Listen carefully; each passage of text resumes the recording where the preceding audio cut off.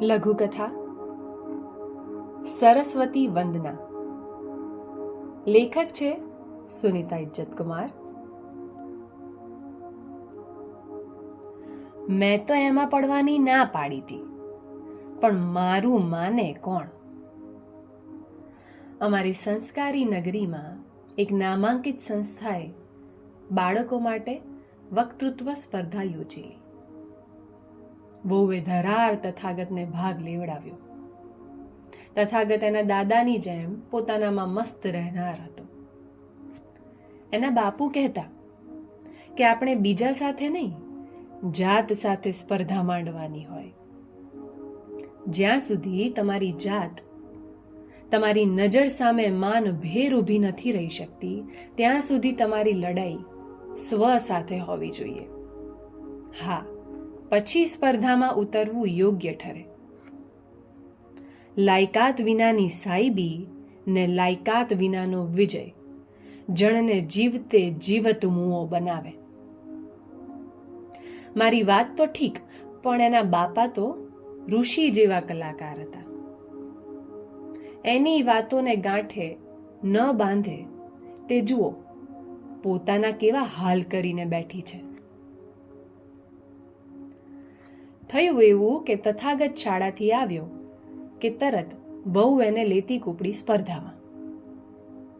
તથાગત અદ્દલ એના દાદા જેવો તેજસ્વી, 12 વર્ષનો, પણ બોલે તો પાકટ લાગે. સાંજે વહુ જ્યારે ઘરે આવી ત્યારે એનો ચહેરો રૂની પૂણી જેવો ધોળો ધબ હતો, પણ ગગો તો એને મૂડમાં હતો. એ તો લાડુ ખાઈને શેરીમાં રમવા દોડ્યો. પણ વહુ મૂંગી મંતર હતી. તે હું જ વાળું બનાવવા બેઠી. આમ તો સાસુ વહુ એકમેકને ઉદાસી ઓઢવા ન દઈએ, પણ આજે મારામાં એને કશું પૂછવાની હામ નહોતી. વહુ પણ એ જાણતી હતી, એટલે એ જ રસોડામાં આવી ને ભાખરી ચૂલેથી ઉતારતા બોલી, બા, તમે સાચું જ કહેતા હતા કે લાયકાત પૂજા એવો જમાનો નથી રહ્યો. લાગવગે એનું સ્થાન જૂટવી લીધું છે. ગગો એવું સરસ બોલ્યો તો છતાં જેની કલ્પના પણ ન થઈ શકે એવા વિદ્યાર્થીને ટ્રોફી અપાઈ. બોલો.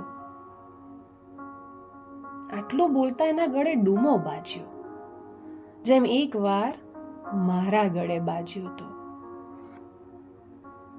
અંતે મેં વહુ પાસે ફરી મન હળવું કરી જ નાખ્યું.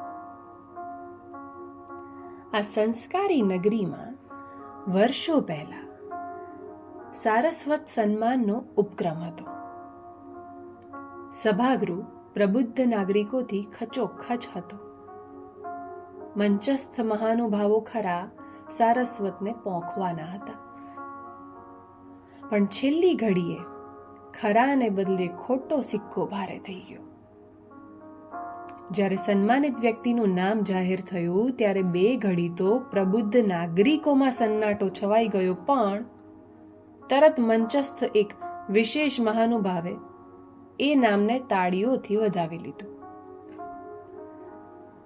કશું ન સમજાતા 2 મિનિટ પછી પ્રબુદ્ધ નાગરિકોએ પણ એની તાળી સાથે પોતાની તાળીઓનો સૂર મેળવી લીધો.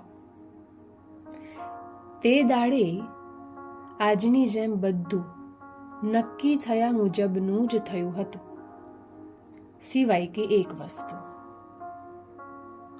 ત્યાં 2 આંખોમાં આંસુ હતા. એક તારા ઋષિ જેવા બાપુની બાજુમાં બેઠેલી તારી આ માની આંખમાં,